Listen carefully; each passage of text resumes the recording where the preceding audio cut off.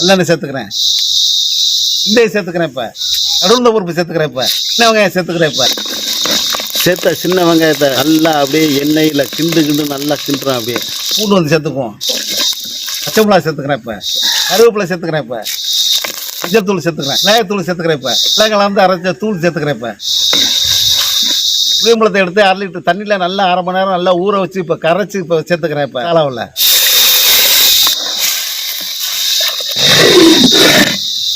நல்லா கொதி வந்துருச்சு. இப்போ அரைச்ச மசாலா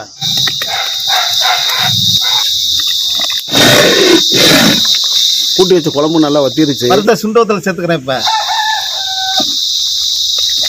நம்ம சேர்த்த சுண்டவத்தில் வந்து நல்லா குழம்போட நல்லா கொதிச்சு நல்லா வத்திக்கிட்டு இருக்கு. கல் உப்பு வந்து சேர்த்துக்கிறேன். இனிப்பு புளிப்பு காரத்தோட வெள்ளைக்கட்டி சேர்த்துக்கிறேன். சேர்த்த வெள்ளைக்கட்டியை 2 கிண்டு விட்டு வெங்காயத்தூள் சேர்த்துக்கிறேன். இப்போ நல்லா சுண்டவத்த குழம்பு நான் பாருங்க நல்லா வத்தி பாருங்க. எண்ணெய் வந்து பிரியுது பத்தியா, இந்த மாதிரி நல்லா வந்து எண்ணெய் வந்து பிரியணும். கொத்தமல்லி தழை மலைச்சாரல் போல மல்லித்தலையை அப்படி தூவி விட்டு கடைசியா ஒரு தேக்கரண்டி நல்லெண்ணெயை ஊற்றி அப்படி வத்த குழம்பு சாப்பிட்டு பாருங்க. அடாடாடா, ஒரு தட்டுக்கு 2 தட்டு சோறு சாப்பிடலாங்க. சைடிஸுக்கு வந்து அப்பளம் வச்சு சாப்பிட்டு பாருங்க. அவ்வளோ ஒரு ருசியா இருக்குங்க அந்த வத்த குழம்பு. நண்பர்களே, அருமையான முறையில் வில்லேஜ் கழுத்துப்படி ஸ்டைலில் நம்ம வத்த குழம்பு வந்து நம்ம தயார் பண்ணிட்டோம்.